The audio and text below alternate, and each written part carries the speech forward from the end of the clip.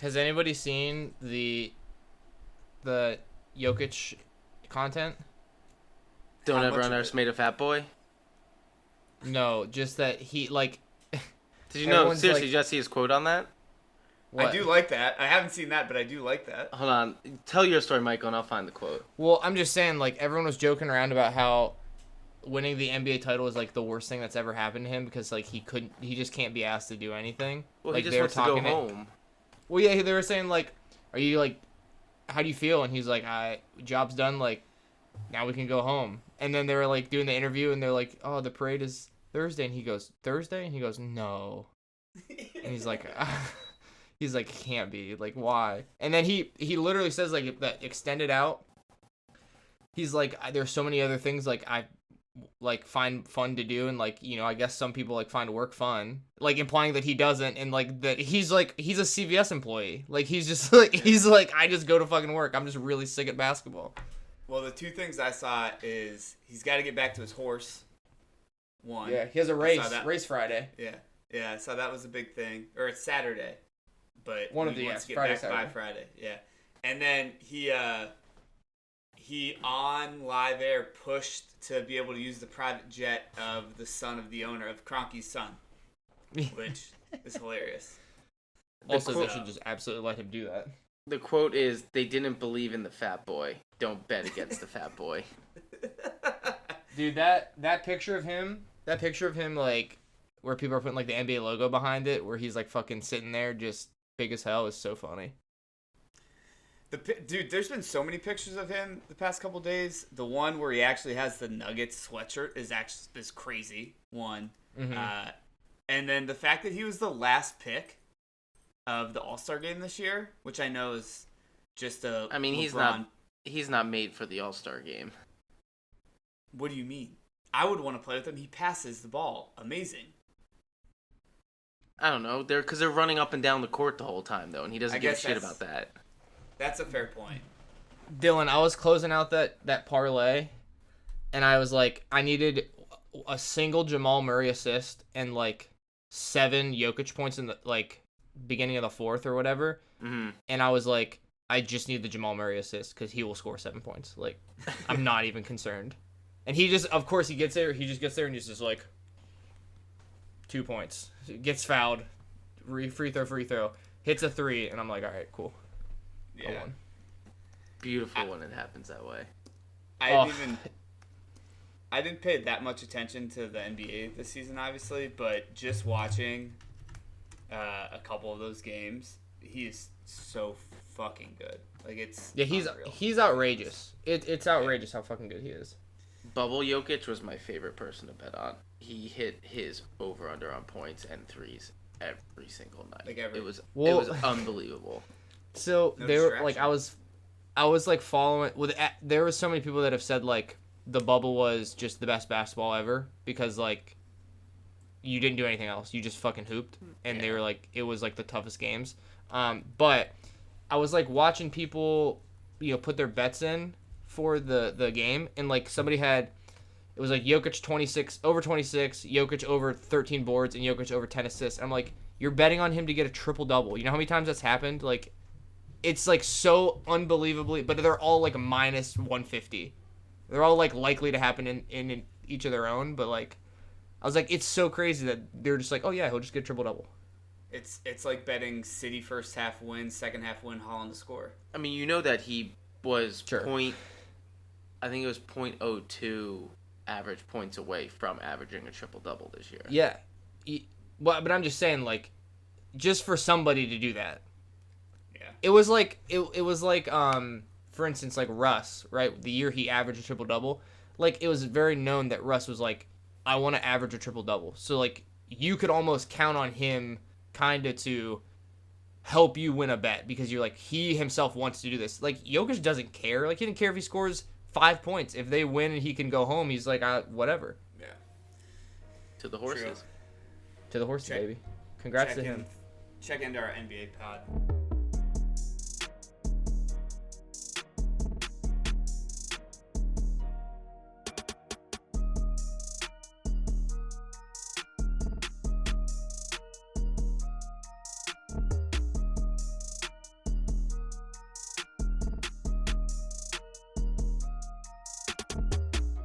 NAFTA podcast. Sometimes may be good, sometimes may be shit.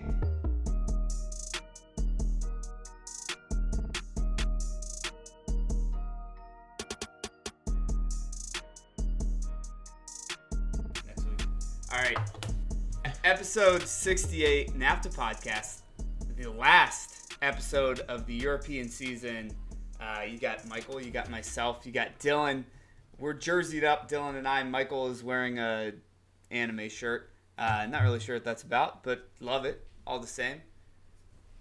Cool. You don't know, brother. It's all right. Get hip. Champions League, done and dusted. We're going to talk Man City, Inter Milan. We're going to talk the second GOAT to ever make a change to Miami. And then we will also talk USA, Mexico in the Nations League semifinal.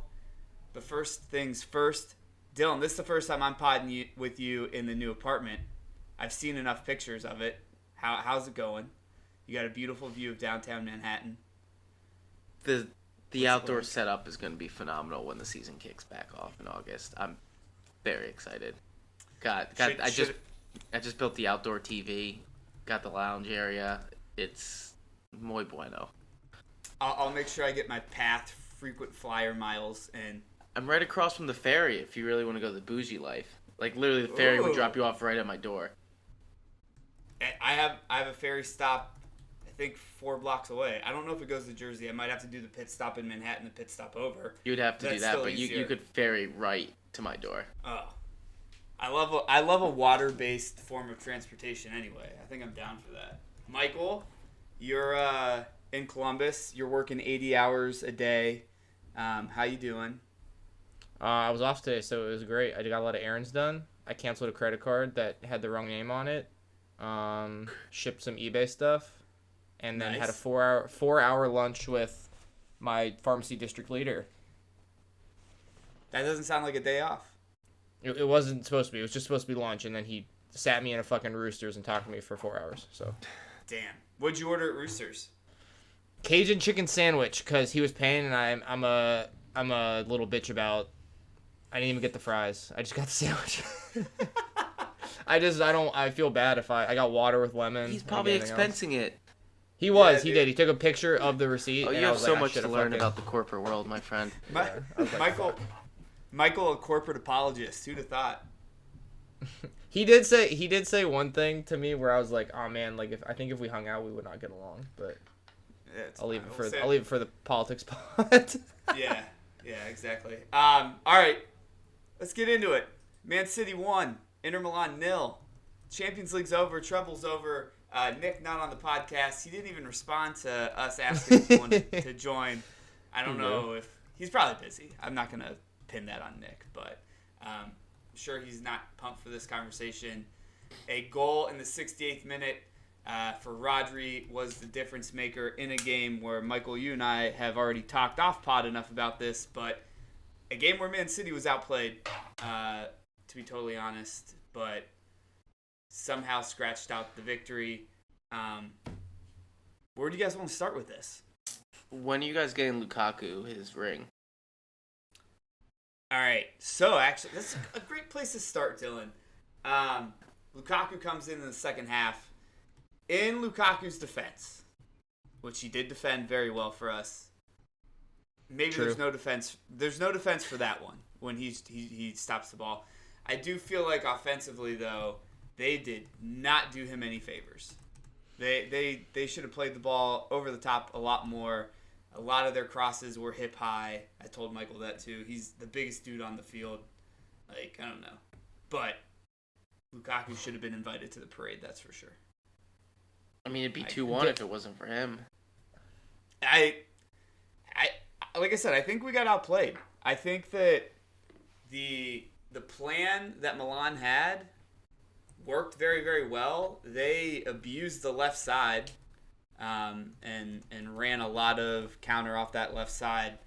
But I think at the end of the day, the roster that we had, obviously better on paper than Milan, and we were able to scratch out a victory.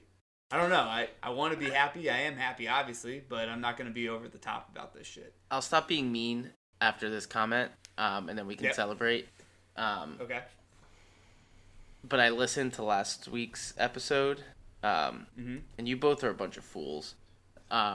Because Italian teams know how to defend, and in a one-game situation, / have you watched any of the previous 5 or 6 finals when it had teams that were supposed to score and they still were 1-0? Like, the fact that you thought this was going to be a blowout, it's just silly, in my opinion. Well, and I know it probably sounds like I'm just saying that because I watched the game, or already saw the game, but I just wanted to throw that shade out there. Other than that, congratulations. And Pep still tried to Pep by not playing Kyle Walker. Yeah. So I didn't think that there was any really Chelsea level fuckery when it came to the tactics at all. But the Kyle Walker just not playing was a weird one, I guess we'll say. I don't want to take anything away from Ake and Akanji. They've had tremendous years. But I wanted Kyle Walker in that game, and maybe, since he only played 7 or 9 minutes, whatever it may be, he was fresh. But I will give you flowers, even though it sounds like a hindsight comment since you weren't on the pod the week before. We should have known that the one thing that Italian teams are disciplined, and the one thing that Italian teams are they don't play to they play not to lose a lot of times, and therefore defend pretty well. Michael, you got a face. Yeah, because you guys just played like shit. This is in my eyes, this is a very clear, you guys you guys would have been the reason you lost. I don't think that they did anything in particular. I think that they played fine, and you guys looked, like I said to you earlier in the week, like you had never seen a soccer ball before, in some cases. I'm not kidding. It was, I can't tell you how many times I texted you, and I just was exasperated. I was like, what are you doing? What are you guys doing? So I've never seen you play this bad. You mentioned this man's name, Federico DiMarco. He had a wonderful game. He was great. Inter. He was great. He broke the press a lot. He was able to get some counter going on that left side, like I mentioned before.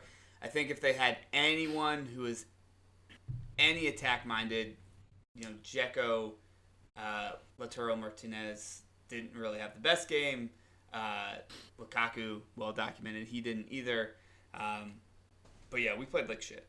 We did. Can I defend my boy Rom real quick? Yeah. First of all, shout out to you, brother. I'm sure you got home and it was all okay. Yeah. Do you think Megan Thee Stallion was in Turkey? Well, they said that she unfollowed him after the game. Which I don't know if she just never followed him to begin with. That could vary. They're famous people, so I don't think that Megan Thee Stallion is oh, let me follow my guy I went to a wedding with or whatever. Doesn't matter. Either way, it was just a joke. They had no. From what I was watching, they didn't have a ton of offensive presence with Martinez and Dzeko. And when he came on, again, it is the game state. They're down. Obviously, they're going to push a little bit more. But it seemed like he was in a lot of good positions and was getting the ball in there in a lot of good positions. I don't know if he starts that game if it's the same story, but at least from what we saw, you got to kind of give him a little bit of credit. He was the only life they had. Granted, he did fucking take their life away simultaneously 2 times at least. So, I think that's at least worth a little bit something. For sure. I will say this. Rodri obviously had a great game, just in the sense that he scored, and the defense at one hand looked really shaky, but at the same time it was a clean sheet. This is one of those times though where, Michael, I know you do the goalkeeper top 10 or the best goalkeeper in the league every year. Normally we don't give Ederson that much credit just because he doesn't have to face much and he doesn't have to do much, and therefore there's not enough of a track record to be able to judge him on. I told you this before. He's not the best goalkeeper in the league. He's not the best goalkeeper in Europe. He's not the best goalkeeper in the world. But he certainly was. Or Brazil, for sure. But he certainly was. He was great. He was great. Yeah. For sure. Don't know how he since- saved the one. Since last Nick one? is not on the... Yeah, Yeah. that was Yeah, tough. the one off the knee is crazy. Yeah. Yeah. Since Nick is not off the pod, I will bring my last point to this. Just, a little ricochet shot for my good friend who is always busy.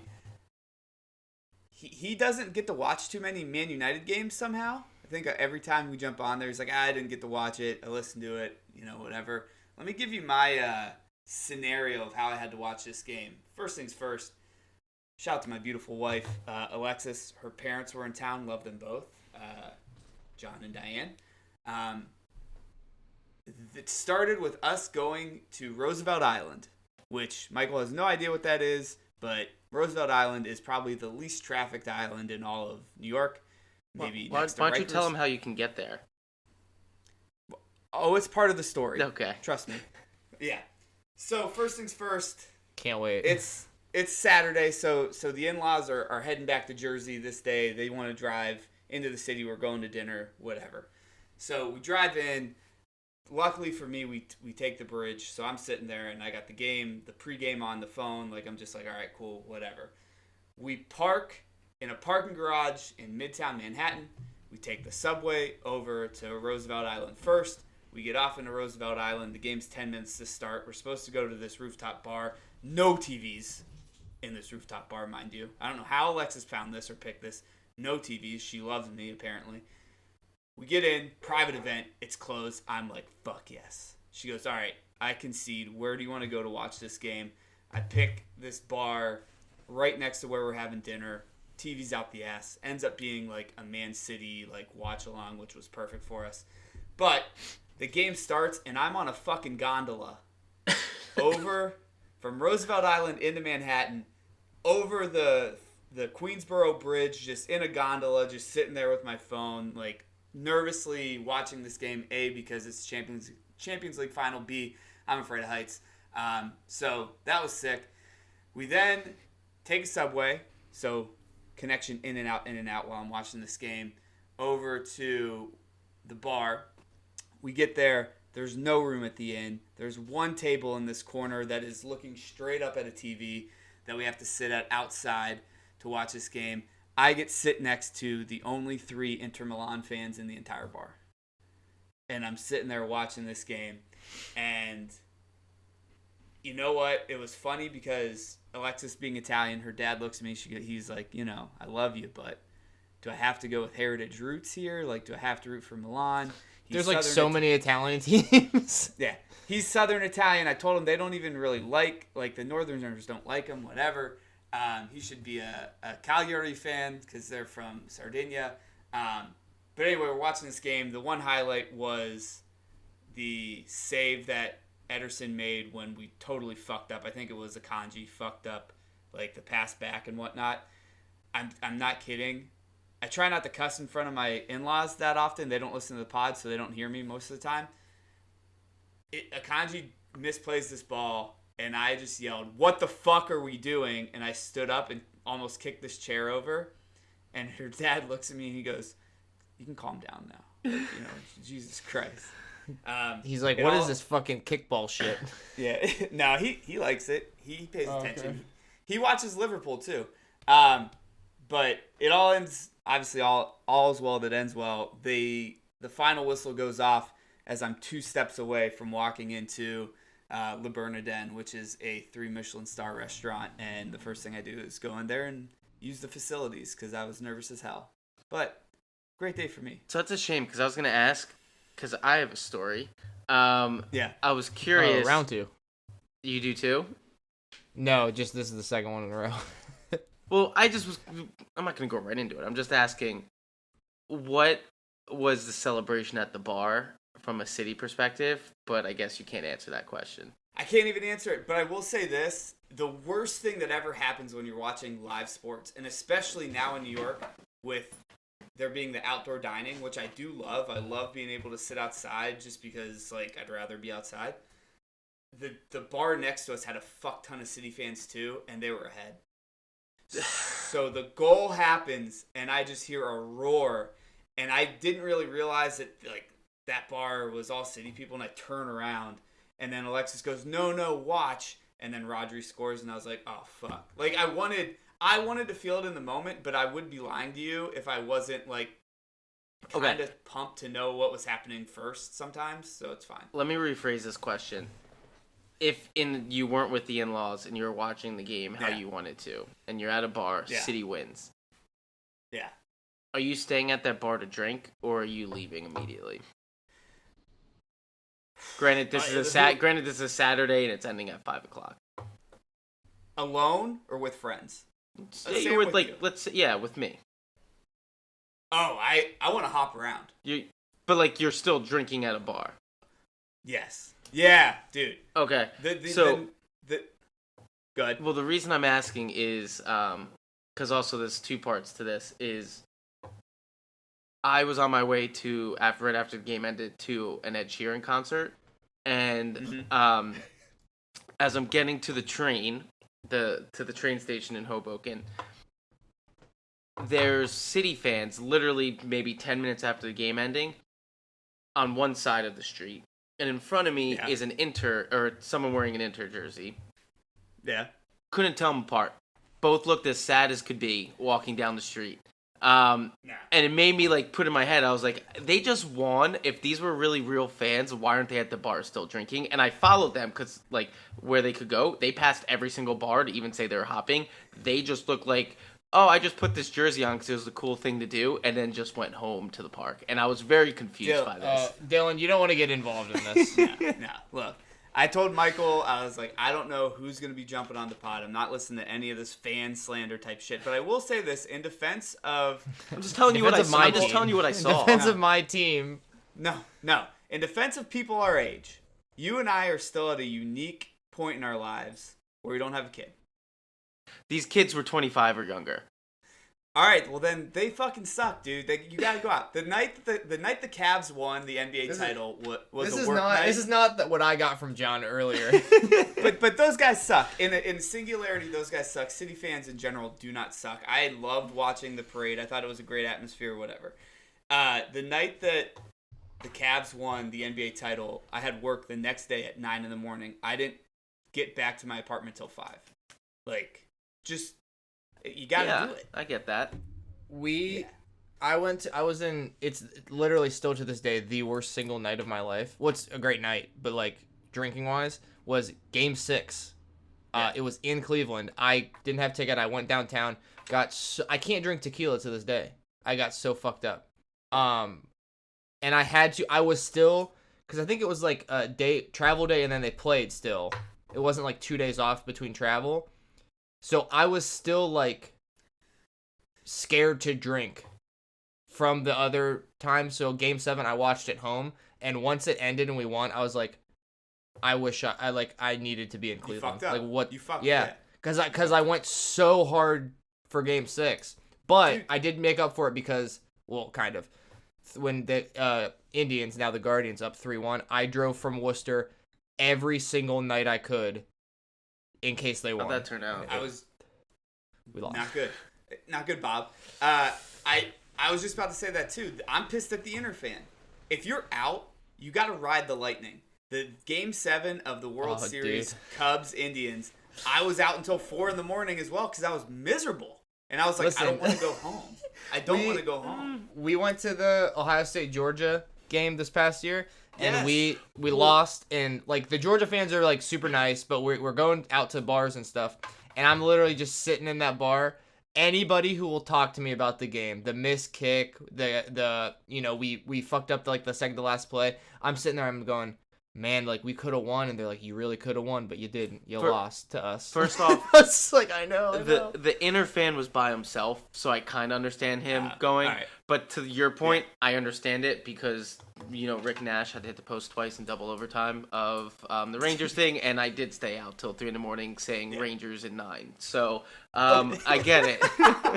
but Dylan, let me pose this to you because I said this to John, and I think it's a reasonable question.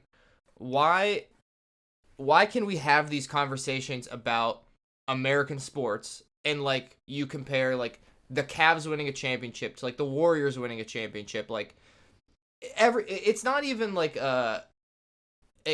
people don't even take it like to heart when you say like the Cavs fans were just insane, like Philly fans, like when the Eagles won, they're crazy, like they're doing all this stuff, and then the second you're like, it doesn't seem the same as like even West Ham winning the Conference League from people there. It's like, well, that's bullshit. Like we can't talk about that. We don't talk about that. It's just because I get it. It's a dead, like beating a dead horse, but it doesn't mean the horse, it wasn't fucking true. Like, it doesn't mean it's not factual. I mean, I don't know. I think with the city stuff, I'm just like, this is the best you got. Like, that's how I view it. Like, it's really fine, cool. But that's not like. I'll be honest. I would make fun of any team if I saw them wearing the jersey of what just happened and going home. It just happens that the narrative is that City has crap fans, which is why it just works. Yeah. Well, like there's like a bunch of stuff like from Istanbul too that like the Inter fans, like every Inter area was just fucking packed with people, all the stuff. And there was another thing too, a big problem getting to the stadium that City fans couldn't get to the stadium on time, and everybody fucking made fun of us last year and fucking said all this shit about how Liverpool fans are pieces of shit because they can't get to the stadium. It's all their fault. And then it happens to somebody else, and everyone's like, oh man, they should really be able to get to the stadium. So I wasn't sure if we were going to bring this up, but how poorly run is UEFA? Like, every one of these has issues. It's kind of wild. Brother, every time. And I don't understand. Again, Wait like... till the World Cup's here. It's going to be a problem. You think so? I actually think... Have you seen MetLife after the Super Bowl, after Taylor Swift? Like, if they can't figure that stuff out by the time we have the World Cup here, it's going to be a problem. I went to Beyonce there with Alexis. God damn, that was the worst like train home. It's easy to get there. It's a problem getting out. Yeah. Dude, we went there for the Liverpool City like years ago. Yeah. It was like hard to get out of that. It wasn't even that packed. Yeah. And I've been to Jets Browns and it took me forever to go home too. Like that's not So like I don't know, maybe we can think about how we used to build things in this country back in the day, and in 4 years we'll have a better infrastructure for this shit. I don't know. We used to do things in this country. The fuck. My the other thing I just wanted to tell you for the second part of the story, by the way, as you know, Ed Sheeran, Big Brit, we're at the concert Saturday, and in the middle of songs he goes, by the way, anyone watch that Champions League game? Not my city. They suck. Well, I know Michael just looked to the ceiling and was thinking the same thing I was. I was like, I feel like I know what fan Ed Sheeran is, but first off, I don't think you do, and second of all, he also didn't say that. I just wanted to make that up to see if I could get a reaction. Ipswich. Damn straight, because guess who the only person at the concert wearing an Ipswich jersey was? Your boy. Dylan. People were literally like, where did you get that? Like, is he selling that? Like, that's so cool. And then fucking idiot. And then so the funny thing is the beer lady goes, I keep thinking you're wearing a soccer jersey, but it has the tour thing. I go, no, I am wearing a soccer jersey.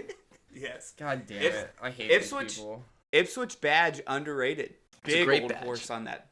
Yeah, big old horse on that thing. There were some City jerseys in the crowd, though, so there were people who went from watching the game straight to the concert, which was respectable. I heard to cap this all off. Great concert. 1 out of 10. How was the concert? He's one of the best performers live. I highly recommend it. Yeah. Love it. My best friend Brendan Klunk, who you sat at with my wedding, would concur. Ed Head. Long story short, or long story longer, Nick, start watching shit on your phone. That's all. Commit a little harder. No, but the thing is like he just chooses not to because he just assumes that United's gonna lose. So that's the problem too. He doesn't want to torture himself by watching it, so he just hopes to see that it's good and then watch the highlights, or he just doesn't have to watch. Do you know how? Which is tough to say to you too, considering that you're from Cleveland. No offense. Yes. No, that's what I'm saying. Do you know how much better I think I am at life because I'm a masochist? Because I'm just like, give me pain. Well, Nick grew up on the Yankees. I've seen it all. So think about it. Exactly. Silver spoon Nick. Have you ever this is the thing I think about. It's just like another workout. Because I'm sweating through whatever shirt I'm wearing. Yeah. Dude, heart rate. I'm fit. The Whoop is just registering heart rate through the roof during these times. The stress meter now that they have, unreal. All right, Treble won it. Love it. Next year we'll see what happens. Anything else you guys want to ask before we move on to more domestic issues? Are you gonna win the sextuple? No. I think hot take. Pep's gone. And I know you guys are gonna be like, you're such an asshole. Wait, hold on. It's Club World Cup, Club World Cup, Community Shield, Super Cup, Super Champions Cup, League. That's what it is. Well, you have the 3 big ones. You just got to win the Community Shield, Super Cup, and Club World Cup. Yeah. Yeah, but don't you have to have them at the same time? Is it like Grand Slam rules in tennis and golf? No? Oh, so you have to do it. So now Next you have year. to win those 3, and then Do it the again. 4. Oh, you won't do Well, that. then it'll be like a tiger shot. or a tiger slam that one time. See, I think because you're in the Club World Cup because of what you did the year before and the Super Cup. Like, I think the Community Shield is kind of like it's like in limbo between seasons. Yeah. Like, I think it could count for either season you prefer. You can either look at it as the opening ceremony to the new season or the actual final cap to the season beforehand. But to answer your question, no. When and you say it my like that, I think it's the beginning. Yeah. Yeah. And my hot take is we don't win the league next year. I think Pep, if he has to pick one as his last season, which we could talk about, I guess, he wants to win another Champions League. As hard as that'll be. Yeah. Or he might just leave. Anything else you want to talk about domestically? No, I was just gonna say also, last point, Pep's so full of shit. What do you mean? The Champions League's so much harder to win than the league. Yeah, I know. I've Champions literally League been is so telling you that I for know, fucking I know. ever. I'm just giving you Europa League's harder. There's less freaking winners. Okay. As crazy as that is, Sevilla wins all the time, but like Real Madrid, Yeah. Some teams can all make right. it to the semis there, which is pretty cool. Wait, okay, hold on. Last thing, I'm keeping my energy towards ESPN. I'm sick of their shit. I'm tired of them. Man City and 3 other English teams or whatever have won the Champions League. Just fucking didn't say Aston Villa, didn't say Nottingham Forest. They just constantly get the headlines wrong. I'm done with ESPN. Fuck them. Find me CBS Sports or whatever. I don't know. Give me something else. They're fucking clickbait bullshit. Anti-ESPN pod. I love to hear it. I hate them. I'm sick of Speaking their shit. Speaking of 2 GOATs, which no one was, but what a great transition. Much like LeBron James before him, Lionel Messi signing with Inter Miami FC. I just wanted to talk about it. I know, Dylan, since Hank is future with child, you are our MLS guy. Let's do the contract. It's not set in stone, but it's supposed to be worth 125 to 150 million over what people think is 2.5 years.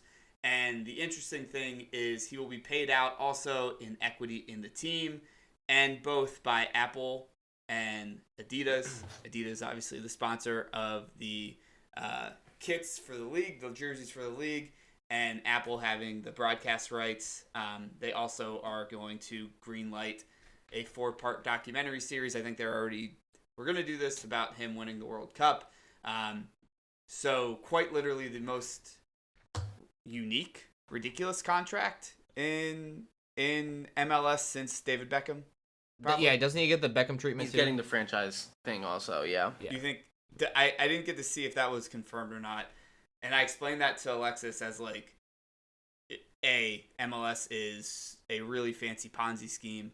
B, I think it was like 25 mil worth that he got for that team, and now Inter Miami's worth like what, 700-800 million? I think 600. Pretty good investment. Yeah. Yeah, crazy. So, Dylan, I'll start with you. I think Inter Miami's also in last place right now. What does this mean? Are they actually decent? Can he win games? Like what's gonna happen? So it depends how creative the MLS gets and if they will change some of their rules. Because from a roster standpoint, you can only have something with like 3 designated players or something like that with all the national things. So like they already had to get rid of someone to bring Messi in. So all these rumors of bringing the whole gang together, I think some of them probably have some truth to it, but it's probably like he knows they're coming, but here's the date when they can come and that type of thing. Mm-hmm. I think people just think the MLS sucks. It doesn't. So I still think it's not going to be the easiest for him to come in and Miami to win the whole thing. I think he's going to come in and dazzle. But when Beckham first came in, the Galaxy kind of sucked still that first year, halfway through. And then they were obviously sick the second year. So I think as much as Nick is excited about his future on Inter Miami, I think that was a waste of money, and it's probably next year when that ends up happening. But ultimately, from an MLS standpoint, and every team basically paying to bring him in, I think it's great business because if you obviously saw the tickets, not even home, also away, have all been sold out. Do you have some already for the crew, Michael? I mean, no, he's not coming to Columbus. He is going to Cincinnati. You can't get Cincinnati ones. You can't get them anywhere. You can probably, but pay a lot. You can get, like, he's going to, like, play the Red Bulls, but, like, the cheapest ticket is $323 on Ticketmaster. Yeah, for games that were $20. I was just going to say, I was just going to say, my buddy Ian, who I've mentioned on the pod multiple times, said he actually thought Messi was going to go, so he was looking at prices beforehand, and he said really, really good seats for Red Bull Inter Miami were like $45. Yep. He said as soon as it got announced, it went up to $420. Yep. Just overnight. But like LA, I think ultimately long term, I think everyone gets excited around World Cup time, and then it helps, but like it plateaus a little bit. The fact that he's going to be here for the lead up into the World Cup being here and whatnot, like I think you're going to see a lot more interest in soccer from friends who used to think it wasn't cool to watch soccer. I think what I'm hoping actually happens with this is if Inter Miami can figure out the roster setup, and like you said, if the MLS also gets a little bit more lax, with salary cap, I'm hoping that they attract. Yeah. I'm hoping that a few of these other teams can attract. It doesn't have to be Messi level, obviously, but like someone else. Like I a few other players, just because I think you're absolutely right. There's no bigger height for interest in soccer in the U.S. except for the 2 months before all the way to the month after the World Cup, and then it just dies. It really, and I do think this men's national team that we're going to talk about here in a second is going to help. I think that this is the best version of this since we've been alive.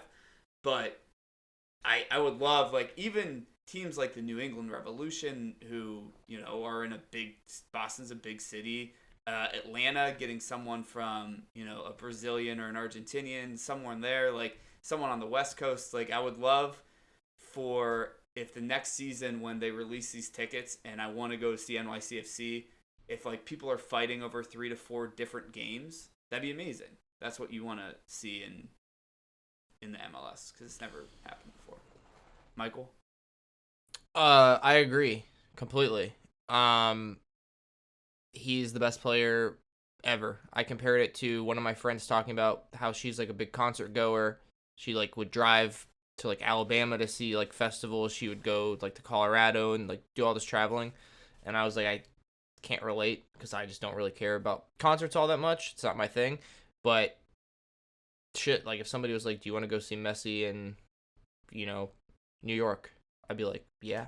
I might never ever see. You can him get multiple play. opportunities, by the way, because it's gonna be the MLS, and then when Copa America's here too.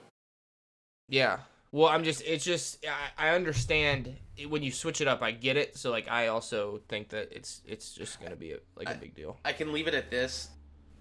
We're at the moment where the MLS, which I think they're good business people, clearly, with obviously 30 teams and growing, which also I think is going to end up being 40, and then they actually turn into relegation, but they get to keep all the money with an A and B, is where I see it potentially going. But it'd be amazing. But I think they're at a moment where it's either going to be the MLS we know, or they're going to use this to kickstart it and stop being kind of like a training league potentially now for Europe, which is already a spot, to now actually being like, not saying they're going to be, top talent, but you're going to get some people still that want to come over and start actually being more of a legitimate league than they already are. Yeah, that's the hope. I mean, I want to get away at some point, and I don't think it's going to be anytime soon. But when we look at the men's national team roster, I think the first thing that I like to do is like, all right, where are some of these guys that I'm not as familiar with playing? And if it is Europe, I'm like, I feel a little bit better about some of these dudes. I would love for it to get to the point where it's like, I mean, Walker Zimmerman, I kind of trust him now. I do. Like, I'm just like, all right, cool. Like, if you're going to stay in the MLS, you're with Nashville, you're playing good minutes and you're playing good competition. Like, you need to get there. So, pumped about that as well. Talking about the men's national team, the Nations League semifinals are coming up this week. Panama is facing Canada at 7 p.m. on June 15th, and USA plays Mexico at 10 p.m. That same night. So a double dip. I'll definitely be watching both. But Michael, you mentioned you're going to go out. Let's start just with U.S. and Mexico. We don't really need to talk about Panama, Canada. I think all of us probably think Canada's going to move on in this one, I would assume. Probably should, But yeah. Let me give you the roster real quick for Team USA. Forwards are Ederson, Balogun, Booth, Pepe, Pulisic, Weah, Zendejas. Midfielders Cardoso, De La Torre, McKinney, Musa, Reyna, Sonora. And then defenders Dest, Chris Richards, welcome back. Anthony Robinson, Miles Robinson, kind of welcome back to the first team. Joe Scally, Trusty, and Walker Zim. And then goalkeepers Drake Callender, Josh Cohen, Sean John, and Matt Turner. Start here. Any people that got snubbed? Oh man, I have to actually look at it to know that. When you put Balogun in that, like, Pulisic is like a forward, I guess, but like when you're thinking of just the strikers, like when you put Balogun in that list, like just a guy at the top immediately, and then everyone else is kind of like here probably. Yeah, it sounds so much better.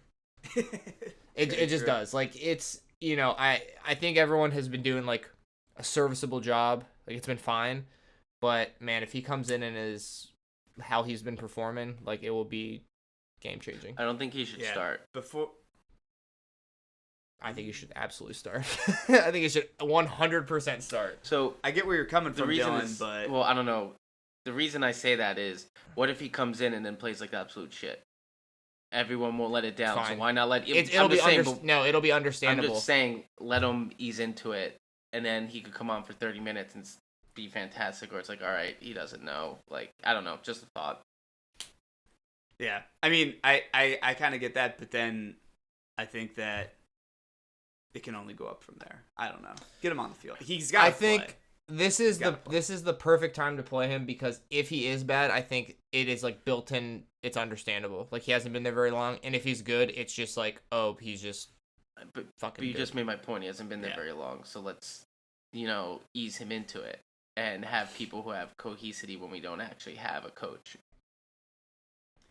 Right. Well, my point is that it's literally low risk to play him. Not mentally. You never know. Anyway, one thing I do want to mention. One thing I do want to mention. Before we jumped on the pod, I was walking Josie. I like to listen to a little podcast while I'm walking Joe. Listen to the Hurt Gomez podcast, which is kind of a 4.5 out of 10 if I'm giving true scores here. I don't like him. Like, I don't think that he's done anything wrong or like him. Any reason really. He just rubs me the wrong way. No, I like him a lot, but yes, the listen is about NAFTA level. Look, we're 4.5. That's honestly great. Yeah, he interviewed Ricardo Pepi. I really want Ricardo Pepi to do well. Like, I really liked hearing him. Like, I like Ricardo Pepi a lot. Yeah, Dylan, I saw you. Is that why you don't want him to start? Is it not actually about? No, I stand by what I say, but favoring another player. Are you being biased right now? I stand by what I say. I just think Pepi already kind of knows the team, and I think Pepi has the potential. And I know what Pepe does I think he in has the the team. potential to potentially push and get to where. The potential. Well, what? We're talking about potential in all these people The right now. potential to potentially is just funny. Okay. Yeah, maybe the phrasing of the words wasn't right, but like you know what I mean. Like he Dylan, could maybe I potentially. think he could get to a someday. similar level of where Balogun is going to as well. It's just I think there's like if you look at like who's going to get to where, it's obviously stacked to be in Balogun's favor at the moment. For sure. One, in Pepe's favor. End of the year, really well with Groningen, but I'm just going to call him Gundogan. That's my Dylan Tuckerism of the day.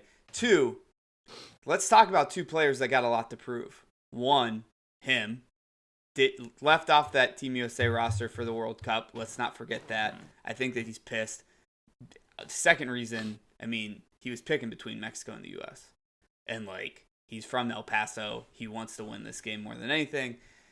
The second person, and if we're going to do score predictions, which we always do, the person I have on the score sheet first and foremost, and I think in the first half, which is a rarity for Team USA so far since we've been watching, I think Christian Pulisic has the biggest amount of soccer blue balls you can ever have right now because all he wants to do is play. If you saw the interview with Turner and him, he's relieved. He's like relaxed. He's happy. He's just happy to know that he's gonna play. He's happy. He knows he's gonna get at least 70 minutes. Like, and Is he out of it's his contract? time. I think so. No, he's under he have- contract, but they know they're gonna get rid of him. Okay. Are we doing score predictions? Yeah. Go ahead, lead us off. 2-0 USA. Yeah, me too. Who's Dos Cicero? All of us across the board. Who's your goal scorer, Michael? Fuck. Is Weah on the roster? Yes. Yeah. Yep. Okay, not him. Pulisic and Musa. I like it. Dylan. Pepe and Reina. I like Reina. Another. I mean, I think we have too many people that Again, have a lot to prove. Pepe. Pepe. No, He's gonna start. I do. think he's gonna start. I think he's going to start. That's why. I think Balogun starts. I'll bet you. My goal scores. My goal scores. I don't want to Pulisic. take that bet. All right. My goal scores Pulisic Oh, and let's go Pulisic. G.O. as well. Pulisic and G.O.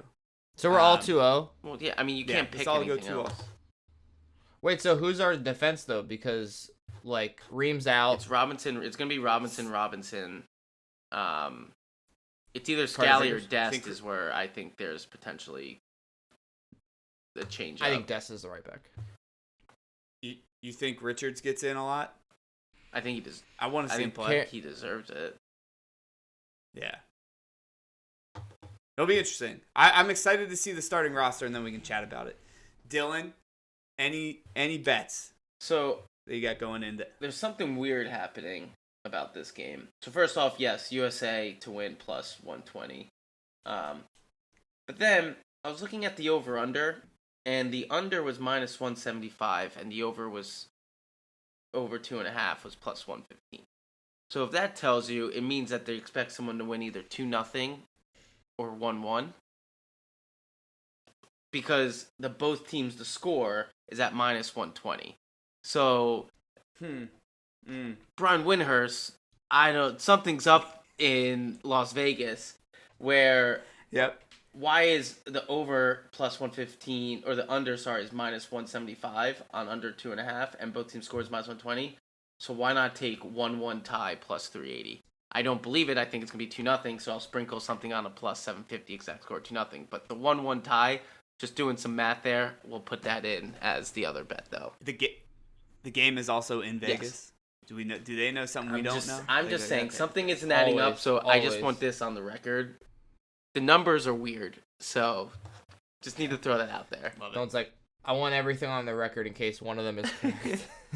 Love it. Official one is just USA. Michael, you've been betting. Anything you're throwing on there? No, I literally am a 30-minute before the game better. Love it. In the moment, a knee jerker. Yeah, 100%. It's very little research. I just look at it and I go, I feel like that'll happen. It's been working out lately, so. All right. Well, last episode of Europe. Thanks for all the listens. Thanks to everyone through the Premier League, Champions League, Europa League, and now it is some Team USA football and some MLS, hopefully. Dylan, any chance you got a joke to get us out of here? I got a good one, I think. Okay. I saved this one because remember I said I was going to do something early on. So, Yep. as you've seen, Grealish is having a blast, just partying it up. Do you know what song Jack Grealish and City have been playing on repeat during this whole time? I do, but is it part of the? Do you not want me to answer? You can answer because you're probably wrong. Joke? The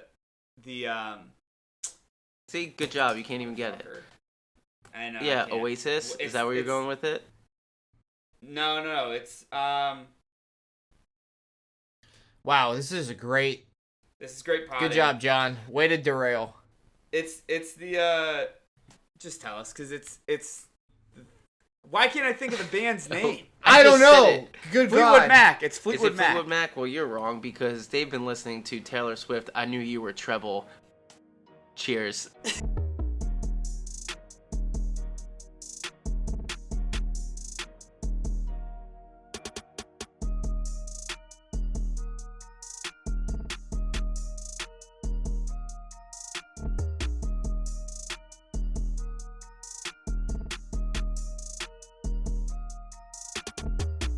The NAFTA podcast.